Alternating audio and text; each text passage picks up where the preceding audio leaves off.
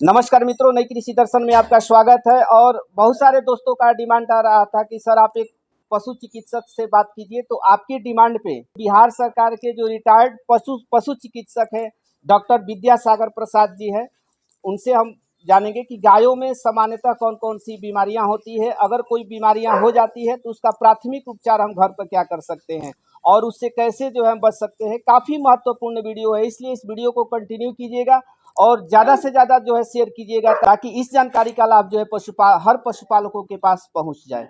नमस्कार सर, सबसे पहले आपका हमारे चैनल पर स्वागत है। आप अपना एक छोटा सा परिचय हमारे दर्शकों को दे दीजिए। मेरा नाम डॉक्टर विद्यासागर प्रसाद है जी। मैं यही पांडेपट्टी में मेरा निवास स्थान है। मैं यहीं से ही डिस्ट्रिक्ट एनिमल हस्बेंड्री ऑफिस से ही रिटायर किया हूँ और उसी समय से अब मैं ज़िंदगी भर पूरा सेवा में ही रहा। जी जी बिल्कुल सर। जिस समय बिहार और झारखंड एक ही था उस समय से सेवा करूँ। पहले तो फर्स्ट पोस्टिंग झारखंड में हुई थी, इसके बाद तो रिटायर करके अपना घर पर हैं। तो और आप काफ़ी लंबे समय सर जो है जानवरों के इलाज में आप गुजार चुके हैं सर। तो गाय और भैंसों में सामान्यतः कौन कौन सी बीमारियां होती है और उस बीमारियों से बचने के लिए हमारे पशुपालक भाई जो है क्या उपाय कर सकते हैं? मैं तो पशुपालक भाइयों से ये कहूँगा जी कि जानवरों को रखने के लिए, जी उसको देख रेख करने के लिए कैसे उसको प्रॉफिटेबल, कैसे आमदनी योग्य बनाया जी जाए, बिल्कुल ये बिल्कुल जरूरी चीज़ है। जानवर रखना बड़ी बात नहीं है, जी उससे फायदा कैसे कमाएंगे, जानवर भी स्वस्थ रहे और पशुपालक भी स्वस्थ रहे, जी आर्थिक रूप से, मानसिक रूप से, सभी तरह जी से। बिल्कुल सर तो बिल्कुल। इसके लिए जरूरी है शुरू से ही जी जानवर पर ध्यान देने की जरूरत है। साफ सफाई चाहिए, समय पर वैक्सीनेशन होना चाहिए, समय पर पेट का कृमि की दवा देनी चाहिए। और बीमार होती है जानवर, जी कोई भी जानवर तो बीमार होगा ही। बिल्कुल पशुपालक बिल्कुल सर। तो पशुपालक भाइयों से निवेदन है कि अगर हल्का फुल्का ये है केस है, जी हल्का तो घर पर ही आप इलाज कर सकते हैं या जी किसी जी डॉक्टर से सलाह ले सकते हैं। और लेकिन अगर गंभीर बीमारी होती है तो नज़दीक के पशु चिकित्सक से या पशु चिकित्सालय में जाकर के जी संपर्क करना चाहिए जी और आकर के प्रॉपर इलाज करना चाहिए। नीम हकीम खतरे वाली बात नहीं होनी जी चाहिए बिल्कुल जी। बिल्कुल सर। तो मैं सलाह दूंगा कि स्वस्थ रखने के लिए जी सबसे जरूरी है जो खान पान तो है ही, जी सबसे जरूरी है कि प्रत्येक जानवर को जी प्रत्येक 3 महीना पर जी डिवर्मिंग किया जाए, डिवॉर्मिंग। कृमि की दवा दी जाए।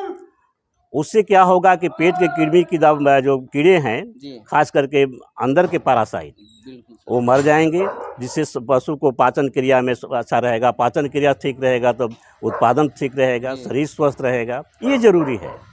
और बच्चा देने के बाद और जब पशु स्वस्थ रहता है तो ठीक है। जी और उसको खान पान पर भी, चूंकि अब पहले की स्थिति नहीं है, बिल्कुल बिल्कुल पहले जानवर देसी रहते थे, कम दूध देते थे, उस पर लागत भी कम थी। अब बहुत हाई यील्डिंग जानवर है, जी जी बहुत अधिक दूध देने वाले जानवर है। तो उसी हिसाब से इस सब का रख रखाव भी होना चाहिए। मिनरल मिक्सचर समय पर मिनरल मिक्सचर मिलना चाहिए, बैलेंस संतुलित आहार मिलना चाहिए। अगर नहीं मिलता है, जी देख रेख नहीं कर अच्छी तरह से होता है, तो ये बिजनेस जो है ये घाटे का सौदा है। और मैं गारंटी के साथ कहता हूँ जी जी कि अगर पशुपालक 50% अगर अपने जानवर पर जो उससे दूध प्राप्त करते हैं, जी जी 50% उस पर खर्च करते हैं, उस पर ध्यान देते हैं, तो सब घाटे का सौदा होने का सवाल ही नहीं है। हमेशा प्रॉफिट में रहेंगे जी जी जी। तो जानवर तो हमेशा आप खान पान अच्छी रखिए, समय पर पिलाइए, पानी दीजिए, भोजन दीजिए, समय पर उसका डिवर्मिंग कराइए, ये जरूरी है। गाय जो है सर प्रेग्नेंट रहती है, उस समय खान तो पान में क्या विशेष ध्यान देना जानवर जो जनरली जब गाभिन प्रेग्नेंट हो जाती है तो उसको समान स्थिति में 6 महीना तक, जी 6 महीना तक समान स्थिति में खिलाना चाहिए। जी और जो लास्ट ट्राइमेस्टर आता है, नो लास्ट 3 महीना, जी मैंने 6 महीना से लेकर के 9वां महीना तक, जी जी वो क्रूशियल पीरियड होता है जानवर के लिए। उसी समय विशेष देख रेख की आवश्यकता पड़ती है, विशेष उसका ध्यान रखना चाहिए, विशेष इस तरह का भोजन चाहिए कि जानवर मेंटेन रहे और उस पर किसी भी तरह का प्रभाव मत नहीं। जैसे खास करके छोटे जो गर्भवती जानवर है, जी जी उसमें लास्ट ट्राइमेस्टर में निगेटिव एनर्जी बैलेंस का ये जी होता है, कमी होती है। जी जी मतलब बिल्कुल कि जानवर को जानवर में जितना एनर्जी मिलना बिल्कुल चाहिए बिल्कुल सर। तो प्रेग्नेंट जानवर को उतना एनर्जी नहीं मिल पाता है। इस पर विशेष ध्यान देना चाहिए। तभी जैसे हम लोग मकान बनाते हैं जी जी और फाउंडेशन को मजबूत नहीं रहेगा बिल्कुल तो सर। मकान मजबूत नहीं रहेगी। जी सर। इसी तरह ये ड्राई पीरियड कहते हैं जो 3 महीना का, जी वो ड्राई पीरियड में पशु का फाउंडेशन होना चाहिए, देख रेख ढंग से होनी चाहिए कि वो जानवर सही हो जाए, उसका बच्चा भी पैदा हो तो सही रहे, ये ध्यान देना चाहिए, बहुत ये ज़रूरी है। तो खान पान में क्या ध्यान देना चाहिए खान सर? पान में जो हम लोग खिला रहे हैं जी रूटीन यदि है जो जी देना चाहिए। देना चाहिए। शायद सॉलिड जैसे सभी जानवर को 3 महीना पर हम दे दिए, डिवर्मिंग कर जी दिए, जी उसको बैलेंस राशन अब मिलना चाहिए, जी है ना। अधिक होना चाहिए। प्रोटीन की मात्रा मिलनी चाहिए, खली मिलना चाहिए, चोकर मिलना चाहिए, बैलेंस राशन में वो देना और होना बहुत चाहिए। सारे डेयरी फार्म पर सर हरे चारे, क्योंकि शहर में जो डेयरी जैसे फार्म चल रहे हम हैं, लोग के यहाँ जी सीजनल भी है, जैसे जी। इस समय बरसीम है या और बरसीम तो मिल रहा है, घास मिल बिल्कुल रही है, सर। लेकिन हम लोग के यहाँ सीजनल व्यथी हरा घास मिल रहा है, हरा पौधा मिल रहा है। जी ड्राई पीरियड लेकिन गर्मी में तो नहीं मिलता है। बिल्कुल सर। तो हम सुझाव देंगे कि गर्मी के समय के लिए जी अब हम लोग के यहाँ जैसे नेपियर घास उस जी तो नहीं है, सालों भर तो नहीं उपज मिलता है यहाँ यहाँ पर नहीं है। साइलेज भी हम लोग एक प्रोसेस है कि जानवर स्वस्थ रहे, इसलिए उसको मिनरल मिक्सचर जरूरी है, मिनरल मस्ट है। मिनरल जरूरी है। तो कितनी मात्रा में सर एक गाय को देना चाहिए खास करके जो सामान्य स्थिति में 50 ग्राम पर डे? पर डे पर हेड पर जानवर को मिलना चाहिए। अगर जानवर 10 किलो से प्रतिदिन अधिक दूध देती है जी तो उसको 100 ग्राम प्रतिदिन मिलना चाहिए। या जो जानवर प्रेग्नेंट हो गई है जी तो उसको मेंटेन करके चलिए। मेंटेन करने के बाद उसको 3 महीना के बाद जो लास्ट ट्राइमेस्टर आता है उस पर विशेष ध्यान देने की आवश्यकता और पड़ती है। बहुत सारे हमारे पास फ़ोन भी आता है सर कि मेरी गाय जो है प्रेग्नेंट हो गई है और बच्चा देने के करीब है, ड्राई नहीं हो रही है हाँ सर, हाँ, तो उसका क्या कोई उपाय है तो शेयर वो तो करें। बहुत समस्या जी है ना। जैसे इसी खटाल में ही जी दिनेश जी जी के खटाल में ही 3-4 गाय जो है जी जी इलाज प्रयास करने के बाद भी ड्राई नहीं हो पाती जी है सर।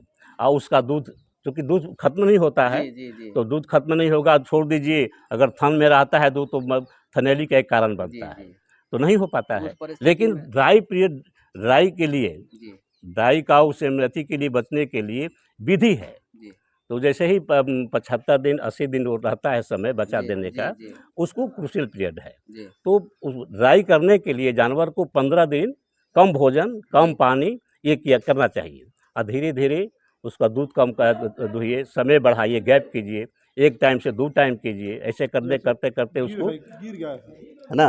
वैसे करते-करते उसको बिसखाना है जी जी और बिसखाने के बाद उसमें भी दुह रहे हैं। दूहते-दूहते जब लास्ट दिन जिस दिन दुहना है, ये है कि आज के बाद हमको उसको नहीं धोना है, जी जी थन बिल्कुल सूख गया है, तो उसमें दवा मिलती है जी कि जी इन्फेक्शन नहीं हो। प्रत्येक छेमी में चारों थन में चढ़ा करके उसको छोड़ दीजिए और उसको नेगेटिव एनर्जी बैलेंस में नहीं जाए, इसके लिए जानवर को देख रेख करते रहिए, बढ़िया से चोकर दीजिए कीजिए। लास्ट ट्राइमेस्टर में लेकिन कैल्शियम नहीं देना चाहिए। जी कैल्शियम देने से वो कैल्शियम का डिपोजिशन होता है, जी फिर बच्चा देने के बाद उसको मिल्क फीवर होता है। मिल्क फीवर माने मेटाबॉलिक डिजीजेज है। जी जी मिल्क फीवर हो गया, उसके चलते फिर डोनर्स काउ सिंड्रोम डेवलप कर जाएगा, किटोसिस, हाइपोग्लाइसीमिया, माने बहुत तरह की समस्या होती है। नहीं, और इससे बचना चाहिए। और एक जी। डेयरी फार्म में हम्म। सर कॉमन जो समस्या होती है कि एचएफ गायों में तो अक्सर ये समस्या होती है कि बार बार रिपीट करती है और सीमन दिया जाता है तो कंसीव नहीं करती है। हाँ, तो बार बार रिपीट करने का जी पूरा सर्विस के पीरियड में जी जी देखें, मेन कारण है जानवर का डिवर्मिंग होना और जी बैलेंस राशन और मिनरल मिक्सचर अगर की इस कमी। तरह के मिनरल मतलब कि एक जैसे जैसे रिपीटर होने का या जी गर्म नहीं होने का 3-4 कारण है। जी जी जैसे उसका शारीरिक संरचना के जी चलते, जी एनाटॉमिकल डिफेक्ट, जी तो जी एनाटॉमिकल डिफेक्ट में जैसे जानवर बहुत सा रोग होता जी जी है ना। फिजियोलॉजिकल डिफेक्ट होता है ना, शरीर की बनावट का होता है, रिप्रोडक्शन का होता है, न्यूट्रिशनल डिफिशिएंसी जी होती है। जी तो जी खास करके हम लोग के यहाँ जी न्यूट्रिशनल डिफिशिएंसी की ही अधिक कमी है। न्यूट्रिशनल डिफिशिएंसी के चलते ही जानवर अधिक रिपीटर हो रहे हैं जी जी या गर्म नहीं हो रहे हैं, जी या गर्म होते हैं तो पाल नहीं रखते हैं, कंसीव नहीं कर पाते हैं। ये मेन कारण या है। समय से सीमन भी नहीं हाँ, लोग दिलवा नहीं पाते दे हैं। पाते, मतलब वो है, जी वो तो समस्या है ही। लेकिन वही में जो रिपीटर होने का, गर्म होने का या गर्म नहीं होने का, ये सब मेन कारण है। सब संतुलित आहार की कमी। अगर पशुपालक संतुलित आहार दें उसको, गायों को तो भैंसों जो भी भैंस और हो, कोई भी जानवर। तो ये समस्या हमारे हिसाब से बहुत अधिक ही नहीं है। जी देखिए, मास्टाइटिस तो ये तो विकराल समस्या है। हाई मिल्किंग, ये मास्टाइटिस जो है ये पूरे विश्व की समस्या है। जी जी, बल्कि हर डेयरी फार्म में ये समस्या केवल है यही सर। का नहीं है ना। तो मास्टाइटिस के लिए भी उसको हम लोग कंट्रोल नहीं कर सकते जी हैं। जी, आज तक हुआ भी नहीं है, लेकिन उससे बचेंगे हम लोग। बचेंगे कैसे सर? उससे कैसे बचा जाए, कुछ जी तो उससे बचाना चाहिए, जी जी कुछ तो सुरक्षा हो पशुपालक को या जानवर को। जी तो उसके लिए कि सफाई पर विशेष ध्यान देना चाहिए। जी जैसे जो ये खटाल है, जी फर्श इसका बना हुआ है, तो कम से कम हफ्ता में 3 बार 4 बार उसको फिनाइल से धोइए, जी जी है ना। जानवर को दुहा गया, धोने के बाद में जानवर का थन थन को धो दीजिए।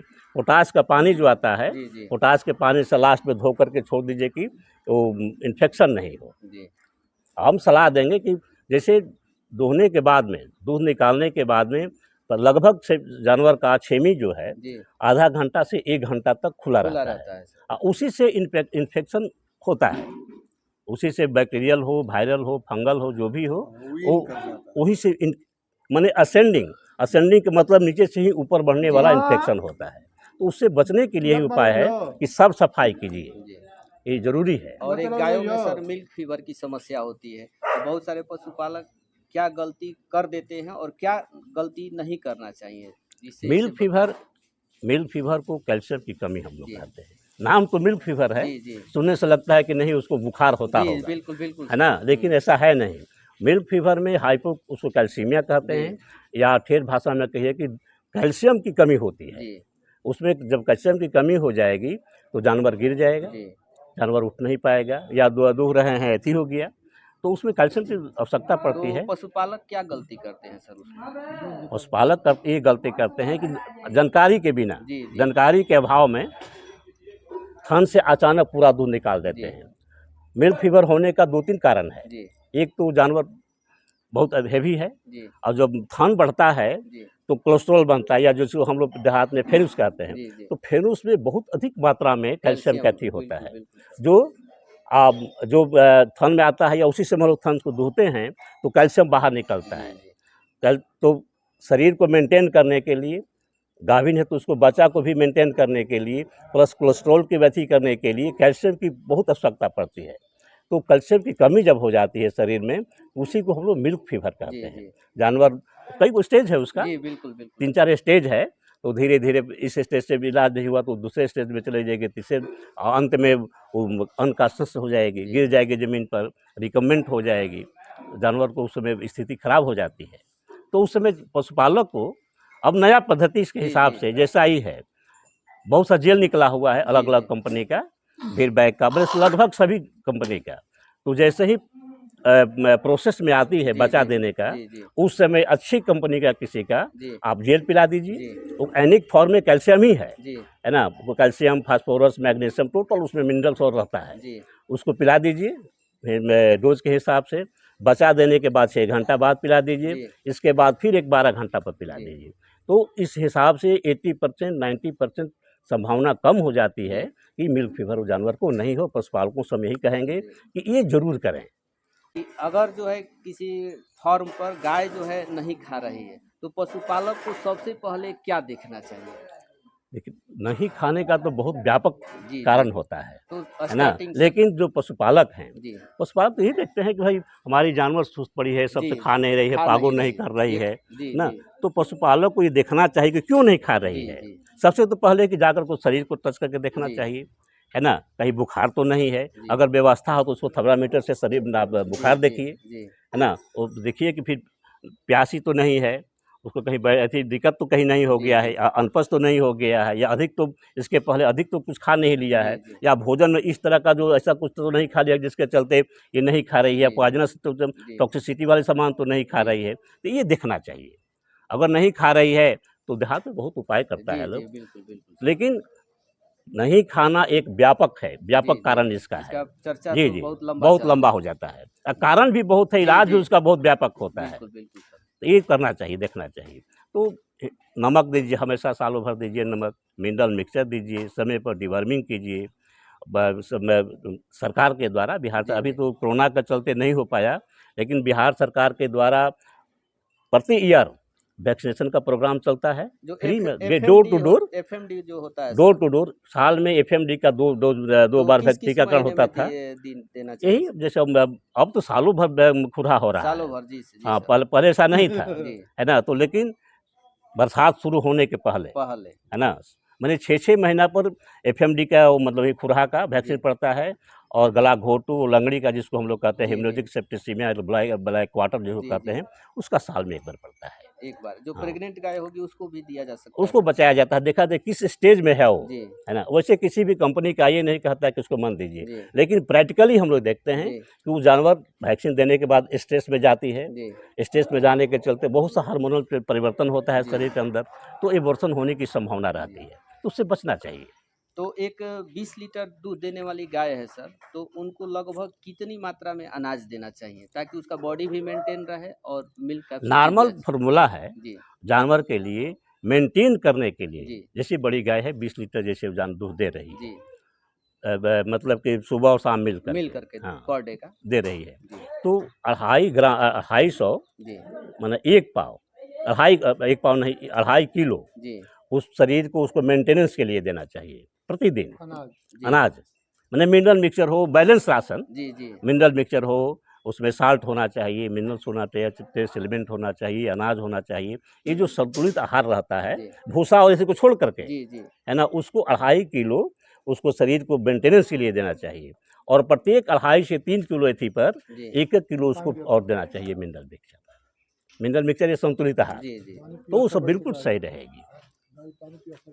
तो इतना अपना बहुमूल्य समय दिए सर और हमारे पशुपालक भाइयों को इतनी जानकारी दिए, इसके लिए आपको कोटि कोटि धन्यवाद सर। हम लोग तो चाहते हैं, हम तो सेवा में थे तो बहुत जगह इसी कैंप को लगवा करके जी बताते थे। जी अब तो जी क्योंकि इसी जिला के रहने वाले हैं तो दर्द और मुँह सब जगह रहता है अपने लोगों से, तो वो काम होते रहता है, ऐसा कुछ नहीं है। आज भी सर फोन पर दवा फ्री बताते हैं। हाँ हाँ, वो जहाँ जहाँ से रहे, अब झारखंड से भी आता है, जहाँ हम रहे हैं, भभुआ में रहे हैं, बिहिया में रहे हैं, या जहाँ से भी है लोग, बहुत सा लड़के तो हमारा चेहरा भी नहीं देखते हैं और फ़ोन का नंबर है, पूछते रहता है लोग, पशुपालक भी पूछता है लोग।